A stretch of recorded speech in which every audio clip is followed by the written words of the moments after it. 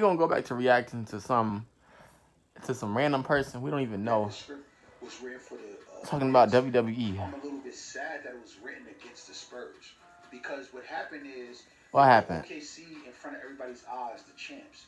And anybody that put money on OKC, they basically told you you're not getting your money.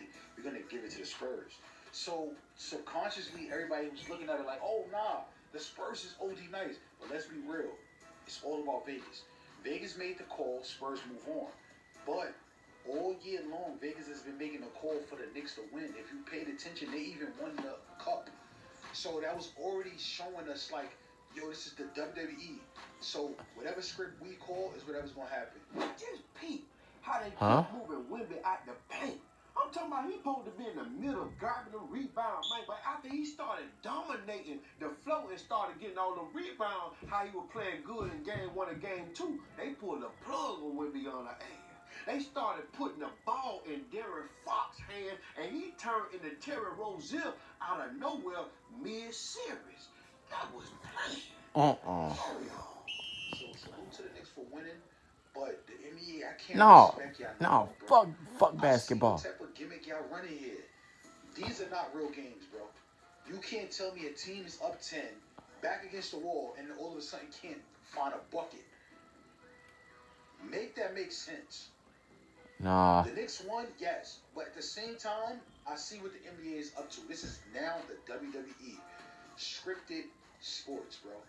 And if anybody believes otherwise, you're delusional. It put it right in our eyes. The Knicks just came back by 30-something and won.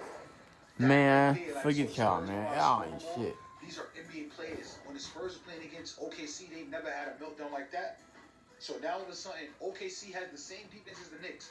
They have a meltdown where y'all can't even score one bucket in almost 15 minutes. Come on now. And them announcers be in on it too. It's all about them sports books out there in Vegas. They controlling this whole game from Vegas.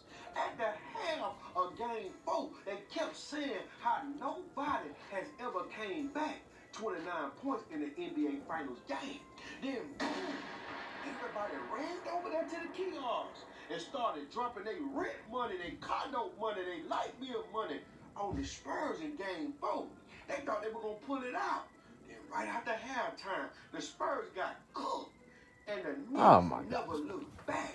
It was all rigged. The casinos made billions off y'all delusions.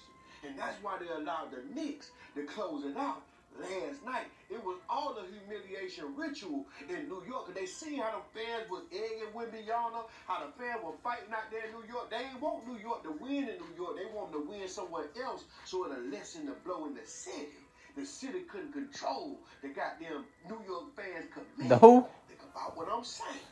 Carry on. We duck BTV. Me personally, okay. When I used to run into old heads, they used to be like, I don't watch the NBA no more. I used to be like, why? They'd be like, it's fake. And I used to be like, what the heck they talking about? What are they talking about? Now I get it. It's definitely fake, bro. Wemby and them was celebrating when they won against OKC because they knew that was all they was getting. They knew the script. Yeah. Wemby was crying because he knew that was as far as he was going. You get it? Everything else was already leading up to the Knicks. So I was to the Knicks, but NBA, I can't watch it no more. I'm done. This is my last year watching NBA. And there's nobody in the comments that could prove me otherwise. It's scripted. It's fake. I know basketball. I can see the passion. I can see the facial expressions of some of these players. I can read body language. Half the time, the players know what's going on.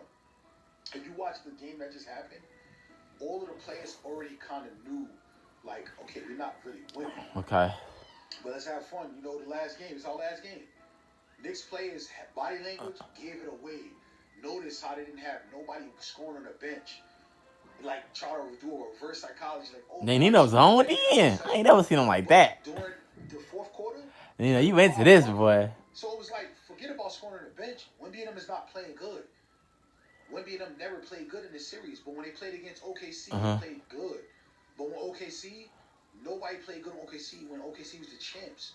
So now I'm realizing, and I'm going to call it out, NBA, I guarantee you next year, the people that win is totally different from anybody thought it would be. We don't know who's going to win next year because it's so scripted. I don't even care. You know what I'm saying? Whatever team got the most money on them, they lose. you're speaking facts. If you don't believe it, you a bot. But the game ain't about passion no more. It's all about money. And that's why y'all seeing all these Supermax contracts. When Jordan was playing, when Barkley was playing, when Shaq was playing, they wasn't getting no $200 million to play in the NBA.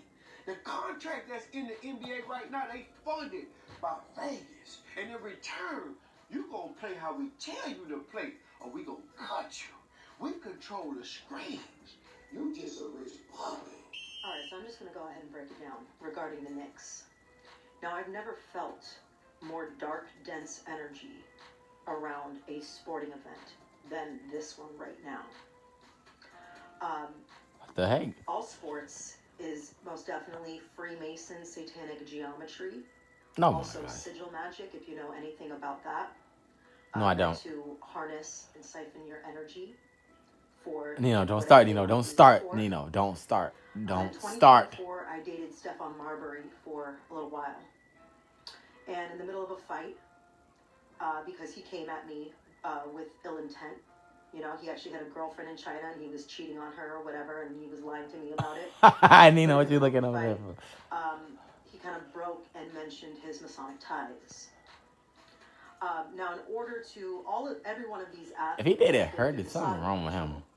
So during that time, I ain't gonna lie to you. I also noticed a comment on his Instagram, and it was like, you know, from a no-name profile, whatever, but he told me that he's got like 250 family members in New York City. So it was like some one-off cousin coming and saying and accusing him of having sexual relations with Kevin Durant. What? Now, Kevin Durant been fighting the rainbow allegations his whole career.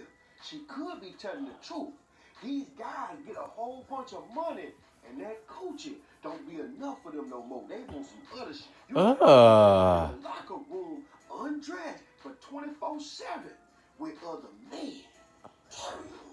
So to take all this into account,